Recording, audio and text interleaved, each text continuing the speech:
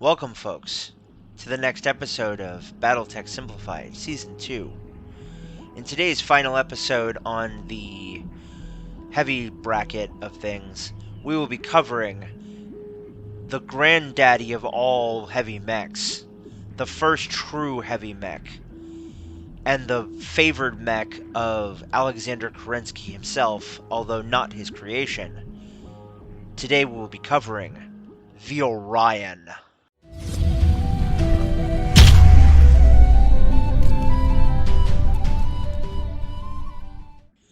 The Orion was built in 2456 as the first true heavy battle mech. Originally designed by the Terran hegemony to maintain its dominance and built on Hesperus, the Orion is a dependable workhorse design that can handle almost any combat role. Thanks to its mix of long and short-range weaponry and its respectable armoring, it can do those things. After the K model was introduced in 2525, the mech first saw combat during the Reunification War and continued to disturb the Star League and its member states for the next few centuries. Perhaps its most famous role was as the personal mech of Alexander Kerensky during the American Civil War, and it was while piloting his Orion, that the general kicked down the palace doors to take the usurper prisoner. The inspiration for the Orion's beginnings is said to be a direct result of Operation Prometheus, when the Terran hegemony realized that they would no longer be the sole user of battle mechs. Work began shortly after, with the HAF requesting machines suited for various combat roles, and the hegemony's military leadership were soon accepting proposals for competing designs almost simultaneously. With other designs already underway, it would be General Mechanics winning a contract for a proposal that would ultimately become the hegemony's premier heavy attack battle mech, the Orion. Ironically, GM had actually unveiled a prototype as early as 2453, but the HAF, while interested at the time, were dismissive as it did not meet the High Command's requirements for speed and armor, and its armament was considered too lackluster for a frontline war machine. GM had returned to the drawing board, however, in the following years, further refining their design by settling for a smaller, less powerful engine to free up weight for additional weaponry. It would not be until GM's third prototype, the ON-1H, that which mounted a newly developed Class 10 heavy autocannon, that the HAF would finally approve the design 1 year following Operation Prometheus in 2456. Following the successful introduction of the prototype, the HAF immediately pushed General Mechanics to produce as many Orions as possible. The armed forces of the hegemony quickly assigned them to battle mech regiments in whole companies at a time, adding to their growing ranks of Mackeys, Banshees, and later Archers and Griffins. After the fall of the Star League, Kaliyama Weapons Industries took over production of the Orion, building new models from their factories on Kalidasa. This left the Free Worlds League as the only producer of new Orions during the Succession Wars, although the other successor states were capable of building spare parts to repair their mechs, and that meant the Free Worlds League military was the largest Orion user. When Kaliyama merged to create Kaliyama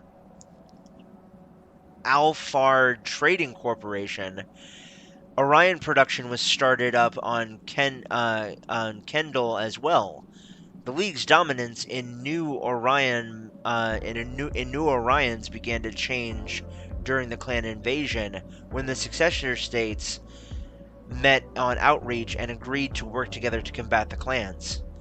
Kaliyama ATC was among those companies which agreed to sell war material, including the Orion, to the other states undergoing clan attacks. In spite of the design's age, it still finds itself utilized extensively on the modern battlefield, and new variants continue to be produced. As for the weapons and equipment of the Orion, ladies and gentlemen, the Orion has a varied weapons mix.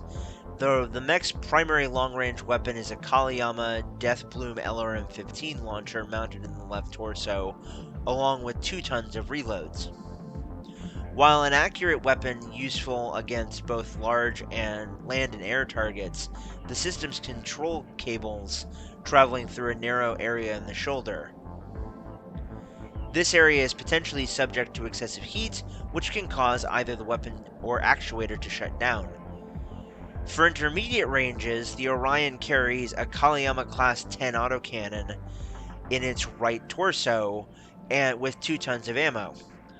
For centuries, the ammunition feed to the cannon suffered regular jamming unless the pilots loaded 19 salvos instead of the full 20 into the ammunition magazine. This defect was eventually solved in the 3030s by Norse Storm battle mechs, although the fact that the weapon's placement limits right arm movement and can be knocked out of alignment if accidentally struck couldn't be helped. Finally, for close-range combat, the Orion has an Orion Weapons Class 4 SRM-4 launcher in the left torso, fed by a 1-ton bin of ammo, and 2 Orion Weapons Works medium lasers, 1 in each arm. As for its armor, carrying 14.5 tons of armor gives the Orion superior protection to most other battle mechs. With its chest and rear torso being the most and least protected respectively. Combined with an average cruising speed of 43.2 kilometers per hour, the mech is a challenging opponent. Only 10 heat sinks mounted in the engine leaves the Orion vulnerable to overheating, but experienced pilots know to avoid the issue by alternating weapon firings. Technicians love the Orion because its spacious interior makes performing repairs and maintenance far easier than many other mechs. This is also the reason the mech has lasted for as long as it has. As for my personal feelings on the Orion, folks, I love the Orion. I particularly love the Orion for one of its, because I think one of its variants actually has an AC-20, and I love using it as kind of a medium mech buster. I love taking Orion, I love using an Orion as kind of like my big brooding guy in late mid game in BattleTech by Hairbrained Schemes, and it is just such a great mech. I love it, I love it, I love it. Admittedly, though, it does have a weakness in its rear arc, so it's best to put it in a place where it can't be surrounded. So it takes a little bit of getting used to and a little bit of finagling, but if you know how to use it, it will treat you right and will not do you dirty. Highly recommend it. Anyway, folks, thank you so much for joining me on this 4-episode-long heavy mech extravaganza. Hope you guys have enjoyed. Hope that the new year is going well for you guys by the time you are seeing this.